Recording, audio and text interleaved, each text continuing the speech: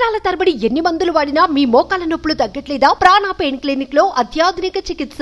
ఆమె half century కొట్టింది. ఈ పదం వినగానే ఏదో క్రికెట్ ప్లేయర్ అనుకున్నారా? అయితే పప్పులో కాలేసినట్లే. ఆమె ఈ ఘనత సాధించింది పెళ్లిళ్లు చేసుకోవడంలో. ఒక్కరో ఇద్దరు కాదు, దాదాపు 50కి పైగా పెళ్లిళ్లు చేసుకుంది.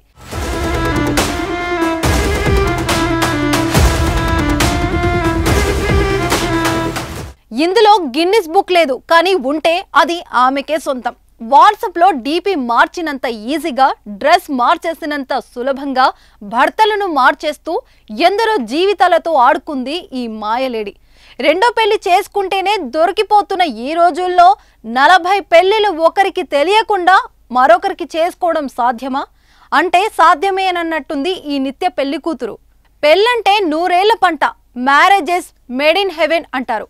ఒకసారి 3 ముళ్ళు పడితే జీవితాంతం ఒకరి కోసం ఒకరు బతకడమే పెళ్ళంటే. కానీ ఈమెకు మాత్రం మ్యారేజెస్ అంటే 3 నెలల ముచ్చటే. తలంబ్రాలు పోయించుకున్నామా, డబ్బులు నగలతో ఉడాయించామా అన్నట్టుగా సాగుతుంది ఈ నిత్య పెళ్లి కూతురు.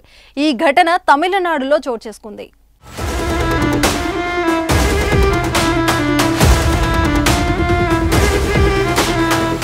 తమిళనాడులోని తిరుపూర్కు చెందిన ఓ యువకుడికి 35 ఏళ్లు వచ్చినా పెళ్లి కాకపోవడంతో డేట్ ద తమిళ్ వే అనే వెబ్సైట్లో సంధ్య అనే మహిళతో పరిచయం ఏర్పడింది.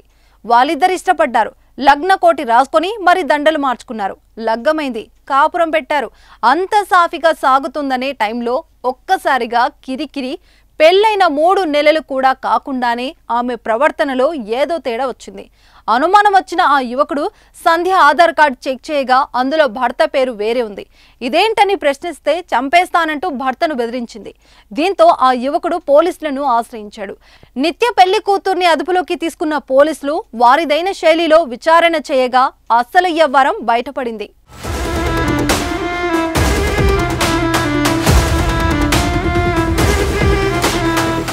విచారణలో పోలీసులే నివ్వెరపోయే నిజాలు బయటకు వచ్చాయి.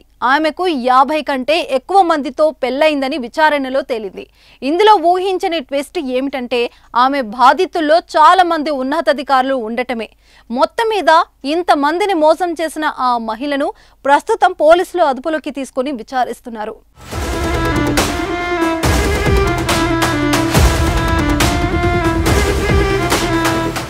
సుమన్ టీవీలో మీ పర్సనల్ అండ్ బిజినెస్ ప్రమోషన్స్ కోసం కింది నెంబర్కి కాంటాక్ట్ చేయండి.